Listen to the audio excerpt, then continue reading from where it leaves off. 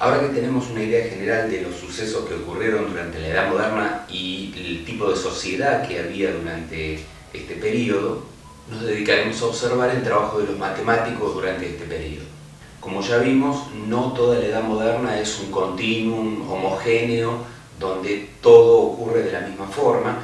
En principio habíamos hecho una separación entre la etapa renacentista y la iluminista, aunque como siempre hago la aclaración de que no podemos ser tan tajantes de separar las etapas desde una fecha a la otra, porque el pensamiento de cada uno de los matemáticos y de los científicos de cada época fluctuaba entre también sus propias opiniones. Pero para poder hacer un enfoque simplificado del tema, tomemos aproximadamente desde fines de la Edad Media, llegada de Colón a América, y hasta aproximadamente en el 1600, como el periodo al que reconocemos como el renacentismo. Recordamos, renacentismo significa el hacer renacer las viejas ideas del pensamiento griego, el retomar gran parte de los trabajos de árabes e hindúes, pero también una gran influencia de la Iglesia diciendo: con estas cosas no te metas. Recordamos que imperaba el pensamiento escolástico. Escolástico significaba: si tengo que sopesar entre una idea planteada por la ciencia o lo que se interpreta de las Sagradas Escrituras, lo que tiene validez son las Sagradas Escrituras. Entonces, muy poco se podía hacer, por lo menos desde la visión oficial, en pro de generar un cambio radical en las ideas de la época. Los matemáticos de esta primera etapa renacentista estuvieron abocados básicamente a solucionar problemas para esa necesidad que tenían los reinos, que se llamaba mercantilismo. Esto es, estaba todo enfocado a resolver problemas en el comercio. Y uno se podría preguntar: entonces los matemáticos eran unos materialistas a los que solamente les importaba el dinero. No, pero recordemos de dónde venía, de qué clase social venía el grupo de los matemáticos. En general, los matemáticos provenían de la clase de los artesanos, de los trabajadores, con algún tipo de ganancia un poco superior al de los campesinos, e hijos de los comerciantes. Por lo tanto, ninguno de ellos tenía muy solucionado el tema de sus necesidades económicas. Esto significa, de algún lado tenían que sacar, para poder hacer matemática, un sueldo que les permitiera vivir. Algunos, muy pocos, podían vivir de un magro sueldo que les dejaba un cargo en las pocas universidades que había por la época. Pero el resto, si tenías la suerte de descollar en tus actividades intelectuales, dependían de los intereses de un mecena.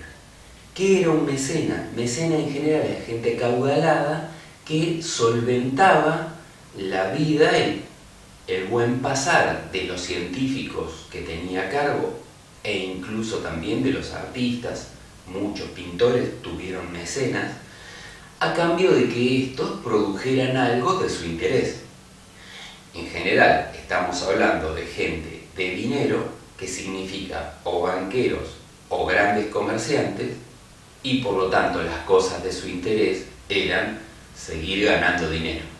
Así que no es de extrañar que durante toda esta etapa los temas que en general se desarrollaran con más intensidad fueran la trigonometría, porque ésta les permitía hacer cálculos de la posición de las estrellas a medida que las naves viajaban, sobre todo cruzando el océano, y por lo tanto dar más precisión a las naves en sus viajes. Los logaritmos, porque el logaritmo permitía establecer curvas de crecimiento y decrecimiento, muy importante para el tema de la producción. Poder hacer cálculos prediciendo la cantidad de habitantes que va a haber al año siguiente, recordemos que los viajes eran largos, o poder predecir la reproducción de los animales que iban a tener a la venta, todos esos datos para un comerciante eran de muy gran valor. Entonces no es de extrañar que aparecieron Michel Stephen haciendo cálculos de potencias que permitían esto de trabajar con exponente y con su inversa, el logaritmo. O un Tartaglia resolviendo ecuaciones de tercer grado y cálculos de tiro, al igual que François Viet. Y obviamente un Blaise Pascal generando las primeras o uno de los primeros intentos de calculadoras mecánicas, muy útil en lo que es el mercantilismo. Obviamente en todo esto también tenemos que hacer notar excepciones en cuanto a un Luca Pacioli, por ejemplo, que viene del ala de la iglesia, un franciscano, pero que también se dedica a probabilidad y estadística, netamente útil para el comercio. Y sobre fines del renacentismo tenemos que hacer notar este choque, estas peleas en cuanto a las formas del pensamiento.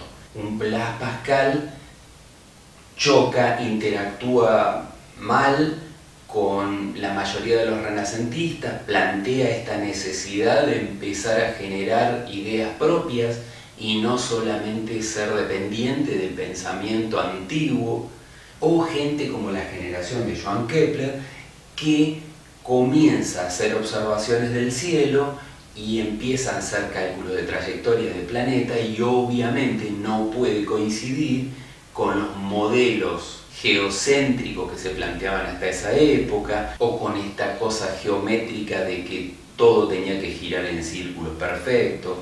Entonces comienza a haber todo un choque intelectual con lo preestablecido.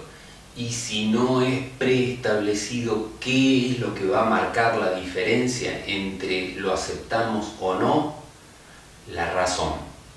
Entonces, la siguiente etapa, lo que va a venir de aquí en más, ese choque entre los propios intelectuales, va a detonar en eso que llamamos iluminismo, que es la vara con la que vamos a medir si algo está bien o está mal. No van a ser nuestros referentes antiguos, ¿sí?, esto del pensamiento griego, sino la razón pura. Entonces, lo que no está iluminado por la razón no sirve. El iluminismo es una corriente alrededor de la iluminación de la razón, y con ello el concepto de todos somos iguales y por lo tanto todos merecemos libertad. Y entonces una de las claves, además de la razón, en cuanto a la corriente iluminista, es la libertad individual. Y por lo tanto nadie tiene que decirme cómo pensar. Acá vamos a hacer un pequeño paréntesis para contar cómo surgió la simbolización de la matemática que usamos hoy en día. Por 1450, Johannes Riemann, en lo que hoy es la República Checa, escribe un libro de aritmética mercantil. De vuelta a esto que estábamos diciendo recién, todo muy relacionado a la cosa mercantil, el comercio y esas necesidades. Y él introduce por primera vez el símbolo más y menos para ganancias y déficit, obviamente dentro del ambiente mercantil. ¿Cómo llegan estos símbolos a la matemática que usamos hoy en día? Bueno, gracias a Adam Ries, que se dedicó en la zona de Alemania a enseñar la matemática y escribió muchos libros con un carácter pedagógico en el cual incorporaba estos signos para suma y resta como los usamos hoy en día. Aún en la actualidad en las universidades alemanas se suele usar como latiguillo la frase nach Adam Ries, que significa algo así como después de Adam Ries, para simbolizar que eso está bien hecho. El signo igual se lo debemos a Robert Pecor, médico inglés, pero como pertenecía a la corte de Enrique VI, de gran influencia en todo el reino, y como le tocó ejercer haciendo matemática durante bastante tiempo, entre otras cosas, implementó esto de hacer dos líneas paralelas para simbolizar que es lo más igual que se puede obtener. ese símbolo de cosas que se mantienen lo más igual que se puede, lo más parecido que se puede, será apropiado para la matemática como el signo igual que hoy conocemos. Otro alemán, Christoph Rudolph, incorpora el concepto de raíz. Se cree que como un símbolo de una R minúscula que termina derivando en el símbolo que nosotros hoy conocemos. Y cuando en lugar de una raíz cuadrada, una R minúscula, se trataba de una raíz cúbica, por ejemplo, la R se prolongaba con varios saltitos. ¿Por qué la R para raíz? Bueno, porque en alemán también el término es Radix, y se cree que su concepción es buscar la raíz del número generador. Esto es, ¿cuál es la raíz que originó un número 9? El 3. ¿Sí? Buscar las raíces, el origen del número. Aunque están quienes dicen, en realidad la R era de Rudolph. Uno de los que empieza a darle forma a la notación de potencia, no como la conocemos en la actualidad, pero sí va a ser la que iremos adoptando después con modificaciones, es Johann Müller-Regiomontanus. En especial este matemático, como casi todos durante el mercantilismo, se había dedicado a tratar de solucionar problemas de comercio. Entonces la base de la potencia la denominaba cosa, en alemán res, y a la potencia, como la veía desde el punto de vista mercantilista, la potencia ¿qué era? Era la cantidad que había que irle agregando en la deuda. Entonces la denominaba census, valoración extra que había que ponerle a los préstamos, a la cosa que se debía.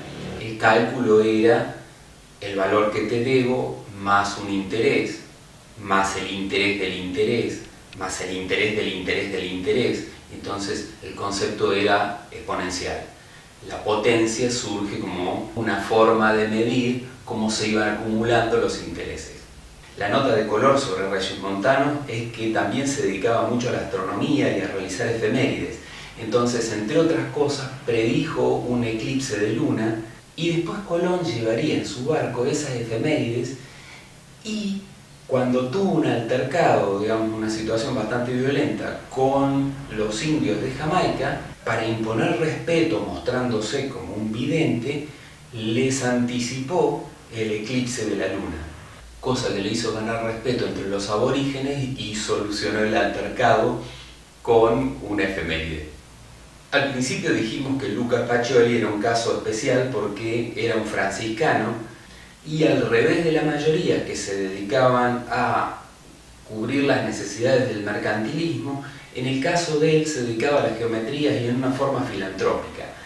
Tenía la ventaja de que uno de sus discípulos fuera el duque Guidebaldo, lo que hacía que fuera mucho más valorado por su capacidad de enseñar que por su producción práctica. Y si hablamos de filantropía, no es casual que cuando Luca Pacioli escribe su libro Divina Proporción, el que hace toda la gráfica del libro es Leonardo da Vinci. Quien hizo evolucionar un poco la forma de la potencia fue Michel Stephen. Entre las cosas que hizo en esto de sistematizar el concepto de potencia y la forma de notación, comenzó a escribir la potencia 1 como 1A, la potencia cuadrada como 1AA, la potencia cúbica como 1AAA. De esta notación a poner el numerito arriba de la cantidad de veces que se repite A, o sea, la base de la potencia, quedaba ya un solo paso. Pero no solo dio ese aporte que podemos considerar insignificante, también comenzó a trabajar con potencias negativas y además comenzó a hacer las primeras tablas de logaritmo mucho antes que Napier.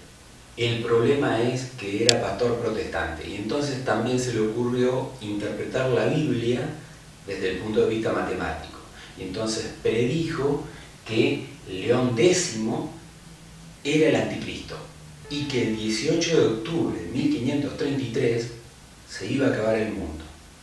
En su pueblo todos le creyeron, se gastaron todo, celebraron banquetes, regalaron cosas, y cuando pasó la fecha todo el pueblo quería lincharlo y tuvo la suerte de ser enjuiciado y mandado a la cárcel.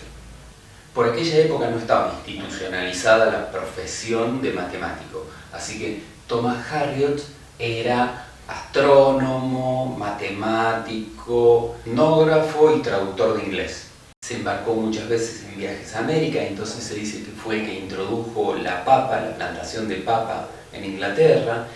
Se dedicó a la astronomía y dentro de la astronomía utilizó telescopios que ya habían sido fabricados en 1607 y él en 1609 observa la Luna, dibuja sus cráteres, sus montañas y todo lo demás mucho antes de que lo hiciera Galileo.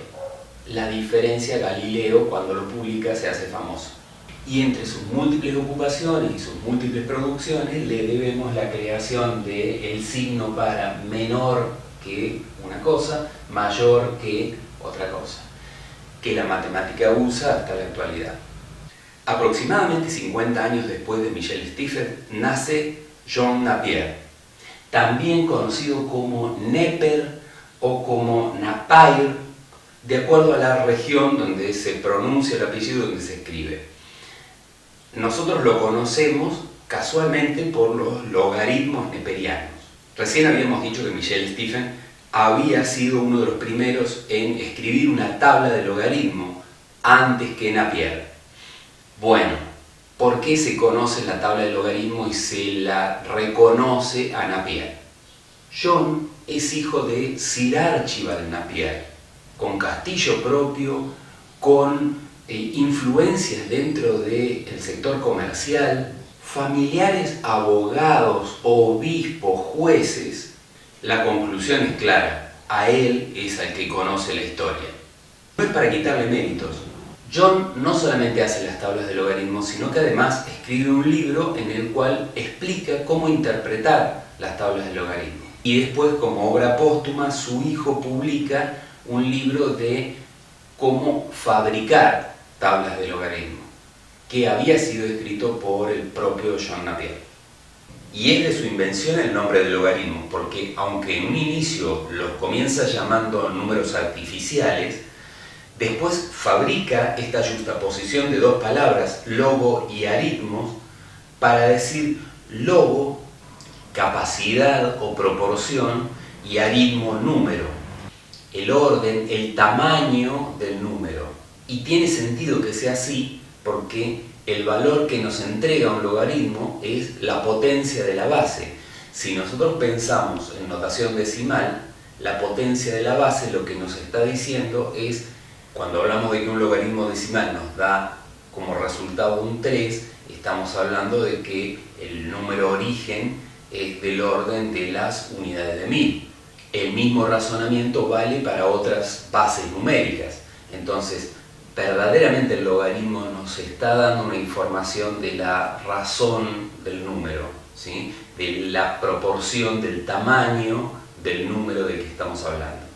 Pero los logaritmos que llevan su nombre son los logaritmos neperianos o naturales, que tienen que ver con esa proporción, el número e, que está muy relacionado con todos los fenómenos de la naturaleza.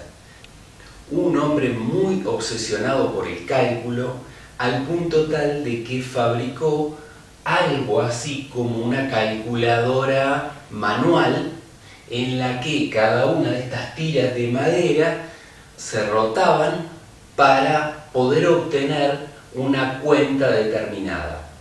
Haremos otro video en el cual hablaremos específicamente de cómo trabajaba la calculadora de Napier, conocida por la época como los huesos de Napier, porque esos bastoncitos de madera tenían un parecido con los huesos que tiraban las adivinas para predecir el futuro, para ver cómo te iba con el amor, pero en verdad el sistema tiene estrategias muy ingeniosas para multiplicar o dividir por cifras gigantes. Al igual que Stiefel, John Napier publica las Revelaciones de San Juan, en la cual también hace un cálculo numérico con el que llega a la deducción de que el Papa es el Anticristo y que el mundo se iba a acabar entre 1688 y 1700. ¿Por qué esta obsesión de hacer al Papa un anticristo? Inglaterra era católica apostólica romana, pero por intereses políticos, al rey de Inglaterra le conviene separarse de la Iglesia Católica. ¿Cuál es la estrategia? Él estaba casado con la hija de Isabel la Católica de España. Entonces, decide divorciarse para casarse con Ana Bolena, a la que le da algún cargo jerárquico dentro de la nobleza, pero que en verdad no le implicaba ningún interés político más que el de desplazar a la Iglesia Católica. Como la Iglesia Católica no puede darle el divorcio porque no existía dentro de la estructura del catolicismo, ¿qué hace? Crea su propia iglesia, la Iglesia Anglicana. Y entonces logra su objetivo político. Pero a partir de ahí, para los ingleses, o por lo menos para los ingleses que quedaron porque mataron a todos los católicos, el Papa era un anticristo. Y si bien todos estos matemáticos eran creyentes del anglicanismo. Por lo tanto, el Papa de la Iglesia Católica Apostólica Romana era diabólico. Pero ¿qué tal le fue a Napier con sus predicciones del fin del mundo? Corrió mejor suerte que Stifel, porque las predicciones que hizo fueron para después de su muerte, por lo tanto ya no estaba vivo para cuando lo podían llegar a mandar a la cárcel por sus errores. Pero ya estábamos en el 1600 y el pensamiento de la época estaba comenzando a cambiar. Ahora se imponía el iluminismo, esto es, la razón por encima de los dogmas científicos del Renacimiento. Y es con matemáticos como Galileo que comienza esta movida. Él es uno de los primeros que plantea un cambio en el posicionamiento de la ciencia, en dos sentidos. Por un lado, la modelización matemática de los fenómenos. Explicar cómo las cosas suceden a través de ecuaciones matemáticas. Y lo segundo, contrastar las predicciones de ese modelo matemático con el fenómeno en sí que ocurre en la naturaleza. Esto es experimentar. Ninguna de las dos cosas bien vistas por la Iglesia. La primera porque si podemos establecer una ecuación para predecir el comportamiento de las cosas, entonces, ¿dónde queda el libre albedrío de Dios? Y la segunda porque experimentar sería contrastar con un mundo que está viciado de errores, que es imperfecto en sí mismo porque tiene en su esencia el pecado original. Entonces no tiene ningún sentido contrastar con algo que ya de por sí tiene el error incorporado. Galileo pone en jaque la lógica aristotélica con cuestiones como, por ejemplo, Aristóteles razonaba que las cosas más livianas caían más lentamente y que las cosas más pesadas caían más rápido. Entonces, sobre ese criterio, Galileo dice, bueno, ¿qué tal si eso es verdad? Entonces, ¿qué pasará cuando unimos una cosa liviana con una pesada y las ponemos juntas? ¿A qué velocidad cae? ¿A la velocidad de la suma de las dos masas? Y esto es a una velocidad mayor que cualquiera de las dos por separado. ¿O cae a una velocidad promedio entre las dos, equiparando la propiedad de una con la propiedad de la otra? Dos respuestas lógicas posibles. ¿Con cuál de las dos nos quedamos? Entonces la conclusión de Galileo es: contrastemos con la naturaleza. O sea, la respuesta final tendrá que estar en la observación, en experimentar. Pese a que Galileo para 1610 se había hecho famoso con un libro que se llamaba El mensajero de los astros, porque había mirado por telescopio y mostró al mundo un montón de gráficas de los cráteres de la Luna, de los anillos de Saturno, y de golpe la sociedad de esa época vio los planetas, los vio, ese acercamiento al cielo fue choqueante para la sociedad europea. Galileo se hizo muy famoso, aun cuando en realidad sus aportes más profundos no fueron eso, fue las leyes de dinámica para los cuerpos, las leyes de equivalencia entre conjuntos infinitos. Pero este acercar a la sociedad a los misterios del cielo y el apoyar las ideas de Copérnico respecto a un sistema heliocéntrico le llevaron a que prontamente fuera enjuiciado por la Santa Inquisición y arrestado por el resto de su vida, confinado al aislamiento, aunque esto le sirvió para poder escribir todo el material que había producido durante largos años. Y además, para poder enviárselos secretamente a el resto de sus compañeros. Recordemos que ya estaba muy organizada esta cosa de la ciencia oculta y la masonería sosteniéndola desde el punto de vista económico y estratégico por detrás. Junto con Galileo, Copérnico, Kepler, Tycho Brahe, dan un impulso muy fuerte a la astronomía y la sistematizan alrededor de la matemática. A partir de ahora los movimientos en el cielo comenzaban a ser predecibles. La historia ubica el iluminismo como a mediados del siglo XVIII, esto es 1750 aproximadamente. Pero ubicar este movimiento en esa fecha significa ubicar cuando la idea ya se había hecho masiva y el común de la cultura científica había adoptado como válido esta forma de pensar. Lo que nosotros estamos mirando es a los gestores de estas ideas y obviamente estos gestores estaban históricamente ubicados en el 1650 aproximadamente, 1600, y es en ese momento donde obviamente todos ellos son cuestionados porque están rompiendo con el modelo tradicional que venía del renacentismo. Pero si tenemos que marcar dos hitos en el pensamiento de esta nueva modernidad, estos dos personajes son Descartes y Newton. El choque frontal que hace Descartes con el Renacimiento es ir a la raíz del problema. ¿Por qué puedo aceptar como válido cualquier pensamiento como correcto? ¿Qué me garantiza que una idea sea correcta? Es más, ¿qué me garantiza que las cosas sobre las que hablo existen? Su postura era cuestionar todo. Entonces, el pensamiento de Descartes comienza diciendo: ¿puedo darle validez a lo sensitivo, a mis sentidos? ¿En verdad yo a través del tacto me entero de algo? Si es una transmisión de un sistema neuronal a mi cerebro, ¿cuánto de lo que mi cerebro percibe es real a través de mis dedos?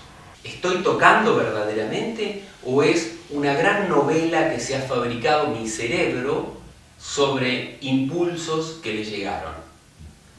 ¿Veo en verdad? ¿Escucho en verdad? ¿Todas esas sensaciones que me llegan a través de los sentidos son válidas? ¿Qué hay de lo que construyo en mi cerebro con información que en verdad no estoy seguro de si está ahí? O sea, ¿no será que estamos soñando esta supuesta realidad? Entonces, ¿puedo creer en el mundo externo? ¿Qué seguridad tengo de que lo estoy viviendo? ¿Por qué no puede ser de que lo esté soñando con la similitud de sensaciones que existen entre la vigilia y el sueño? ¿No será esto un sueño? Y en todo caso, si las cosas verdaderamente existen, ¿no existe la posibilidad de que tengan algún defecto intrínseco de forma tal de que la lógica con la que yo creo que estoy llegando a las conclusiones es una lógica defectuosa y mis conclusiones son imperfectas? Después de semejante cuestionamiento, ¿de qué nos podíamos sujetar para poder construir una ciencia? Descartes escribe un libro que se llama El Método, en el cual cuestiona toda esta situación. Su conclusión es: lo único de lo que estoy seguro es de que estoy pensando. Entonces, si pienso, es que debo existir. Por lo tanto, de lo único que estoy seguro es: pienso, luego existo, luego yo soy el referente para poder describir el mundo que interactúa con mi existencia. Más adelante en la historia, la filosofía dirá respecto de toda esta etapa de generación de un nuevo pensamiento en los individuos, de la sociedad, que Dios ha muerto y el hombre lo ha matado, al referirse a que, a partir de este momento, el movimiento intelectual ya no centra las explicaciones de las cosas, las ocurrencias de los sucesos, a un Dios y su intencionalidad, sino que ahora el centro de la explicación, de la interpretación, de la observación de las cosas, es el propio hombre. Descartes plantea en su método que para construir una ciencia hacen falta axiomas, afirmaciones mínimas, elementales, básicas, que no necesiten o que por lo menos podamos asumir como verdaderas por obvias y a partir de ellas llegar a nuevas conclusiones por deducciones lógicas. Para ello, su principal axioma es la estructura del mundo creada por Dios es matemática. Y entonces habría que preguntarse qué tan obvio es este axioma con dos afirmaciones juntas, creada por Dios y con estructura matemática.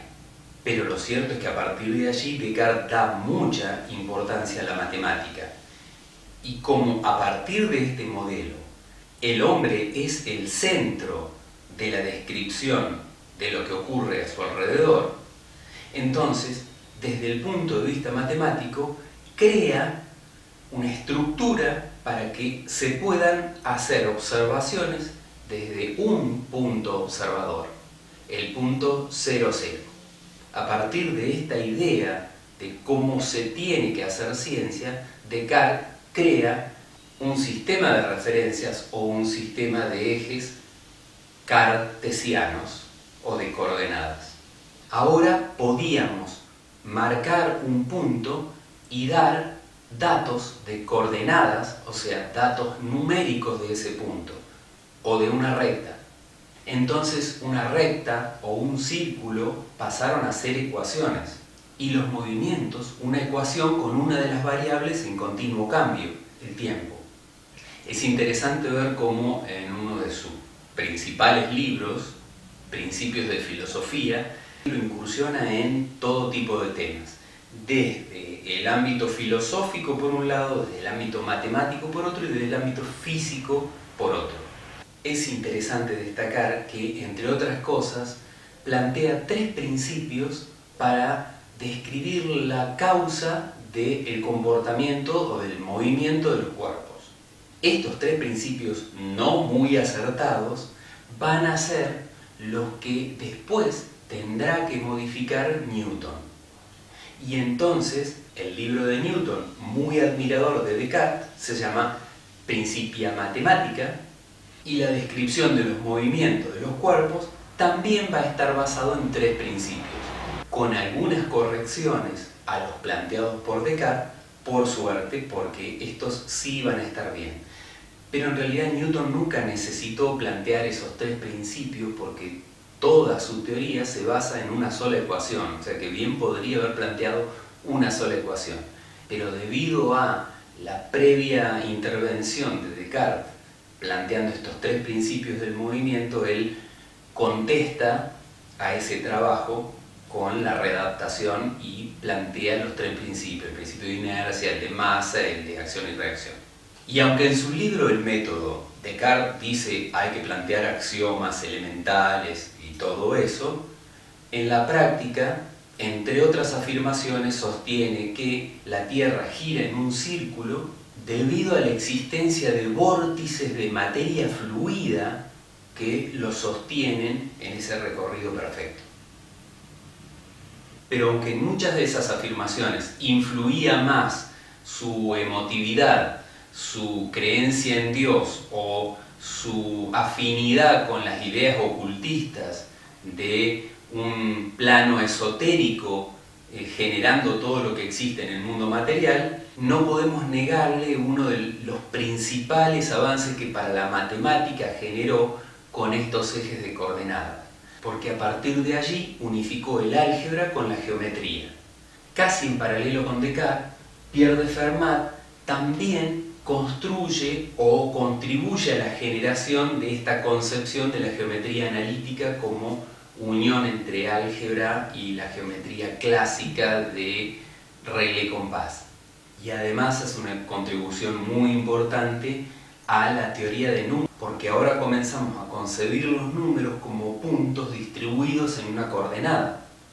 También tenemos que hacer notar los aportes de Blaise Pascal a la geometría proyectiva y los estudios de triángulos y el desarrollo de calculadoras mecánicas de mucha calidad para la época, de forma tal de que aunque después aparecieron copias, las pascalinas eran la calculadora de la época. En el medio hizo aportes grandiosos para la física, como el estudio de la presión en los líquidos, la concepción de la presión atmosférica, pero como todos los de su época, influido por esta duda existencial, esta dicotomía entre la ciencia y la religión. A los 27 años dejó todos sus trabajos para internarse durante 3 años en un convento a hacer meditaciones religiosas, y les pasaba a la gran mayoría de los de la época, porque estaban en un momento de ruptura entre aquella concepción antigua de la palabra última de la explicación de las cosas era Dios, a esta nueva interpretación de la realidad donde la explicación estaba en la razón humana. Y si alguien puso un broche de oro a toda esta discusión, fue Newton. Recién comentábamos la descripción que había hecho en su libro de los 3 principios por una correlación o semejanza con los trabajos de Descartes, pero todo su análisis de los comportamientos físicos de los movimientos de los cuerpos están basados en una sola ecuación. La suma de todas las fuerzas que estén actuando son las causantes de que la suma de todas las masas se acelere. Pero por si todo esto fuera poco, explicó que las aceleraciones para el caso de masas que se estuvieran atrayendo, como por ejemplo la Tierra y la Luna, o sea, todo el movimiento de los astros en el cielo, se justificaba a causa de una atracción que se producía entre las masas de los dos cuerpos. Esa fuerza, debido a la atracción de masas, era la generadora de una aceleración a la que nosotros conocemos acá en la Tierra como la gravedad. Y uno puede preguntarse qué tiene de trascendente esto, una modelización matemática de la realidad, pero es una modelización que dice que la causa de los movimientos no es una causa interna de los seres, como planteaba hasta ese momento la religión, diciendo la causa de los movimientos es que hay seres con ánima, con alma, y entonces son animados y pueden moverse, y hay seres inanimados. El planteo de Newton era el movimiento de las cosas es debido a una fuerza externa. O sea, toda modificación de los seres es debido a una causa externa, el otro, y no a un soplo divino en su interior. Y como si todo esto no fuera suficiente como para romper con todos los esquemas del pensamiento de época, todavía encima había dicho que también en los cielos, allá en el reino de Dios, las cosas funcionaban con el mismo criterio. O sea, hay una ley única que funciona en base a interacción con el otro, con el mundo externo, con las fuerzas externas. Newton fue excomulgado de la Iglesia Católica con una relativa suerte de que estaba en Inglaterra y ya había Iglesia Anglicana. Recién para el 2014 la ley de la gravitación universal saldría de las blasfemias de la Iglesia, o sea, del listado de cosas que incurren en delitos religiosos. Pero como sus análisis implicaban un cambio continuo de los comportamientos de las cosas debido a la acción de fuerzas externas, no alcanzaba ya con descripciones del tipo algebraica. Hacía falta otra matemática que permitiera hacer modificaciones continuas a los valores de los términos. Newton tuvo que fabricarse un análisis matemático, los conceptos de derivada y de límites de las cosas que hasta ese momento la matemática no tenía. Era muy reservado, se negaba a publicar los trabajos que iba haciendo y por eso se tarda en publicar. El que Newton se demorara en publicar hizo que Leibniz publicara antes que él, porque los dos estaban realizando trabajos similares respecto del análisis matemático y el concepto de derivada. Así que a partir de allí le lleva el resto de su vida a Newton preocupadísimo por demostrar que él había sido el primero y no Leibniz. La verdad es que en la actualidad usamos mucho más la notación de Leibniz, esta idea de poner una D minúscula delante para significar derivada, en lugar de la notación de Newton con un puntito arriba para decir derivada primera o dos puntitos arriba para decir derivada segunda. Aunque también adoptamos la forma de escritura de Lagrange con una comilla o la escritura de Jacobi con una delta minúscula para diferenciales, pero en general todos arribaron aproximadamente al mismo puerto desde caminos diferentes. Y ahora sí, cuando la Ilustración ya estaba en pleno auge, un cura italiano, Giovanni Saccheri, pone fin a la famosa discusión del quinto postulado de Euclides, aquel que fuera improbable, aquel que decía que por un punto afuera de una recta pasaba una y solo una paralela. Claro, Euclides con su matemática idealizada a planos en dos dimensiones, no se le ocurrió pensar, como a Saccheri, que los planos podían estar en tres dimensiones y estar, llamémosle, doblados. Entonces Saccheri hizo una geometría para superficies elípticas y superficies hiperbólicas. Y así, sobre superficies elípticas, las paralelas no necesariamente quedan igual que en la versión de planos en dos dimensiones. Y en las elípticas tampoco. Y entonces puede suceder de que haya más de una paralela que pase por un punto externo. A partir de acá se empezará a hablar de geometría euclidiana, la de planos en dos dimensiones, y geometría no euclidiana cuando los planos están en tres dimensiones, o cuando tenemos una geometría en tres o más dimensiones. Pero si queremos hablar de fogosidad y prodigio en las matemáticas, tenemos que hablar de Évariste Galois. Galois a los 15 años descubrió la matemática y empezó a estudiar matemática. A los 20 años tiene un enfrentamiento con dos soldados franceses del ejército de Napoleón, porque él además era militante republicano. Sabía que sostener sus ideales le iba a costar la vida. Sabía que no iba a poder ganar un enfrentamiento contra dos personas entrenadas. Aún así, enfrenta el duelo y muere allí, pero la noche anterior escribe varias cartas. Algunas por cuestiones emocionales a sus amigos, sus exnovias, pero otra a un amigo explicándole, desarrollando todo lo que había generado en su cabeza y que no había podido plasmar en papel durante este tiempito que estuvo aprendiendo matemática. Gracias a Galois tenemos la teoría de conjuntos. Él, a los 20 años, terminaba de desarrollar la teoría de conjuntos y a sus amigos les llevaría 11 años más lograr que se la publique.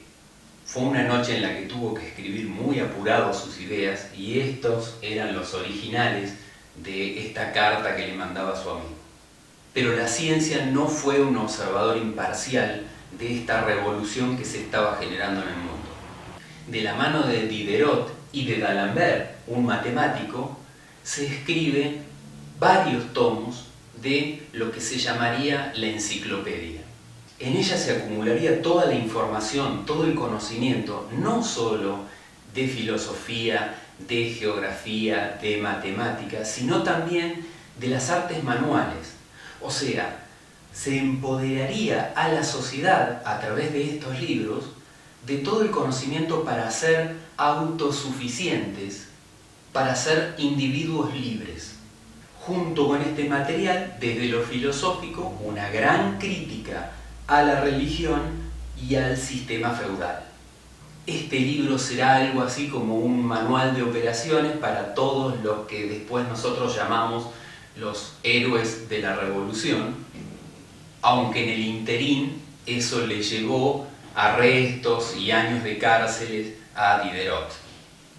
Y si esta ciencia organizada alrededor de la masonería tenía ya libros con los objetivos de hacia dónde querían ir con el desarrollo de las sociedades, por el otro lado, también masones, un grupo de científicos se dedicó a crear todas las herramientas tecnológicas que hacían falta para pegar un salto desde el punto de vista de autosuficiencia de los pueblos y desde el progreso independiente de los grandes empresarios y comerciantes.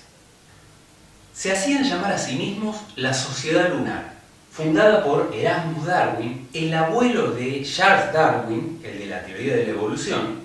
Contaba entre sus miembros a Matthew Boulton, un empresario que había convencido a Watt, que se mudó a la ciudad de Birmingham, donde funcionaba esta sociedad lunar, y comenzó a desarrollar allí sus modelos de el motor a vapor, que generarían un cambio tecnológico tan grande en el mundo que desde el punto de vista histórico le llamamos la primer revolución industrial.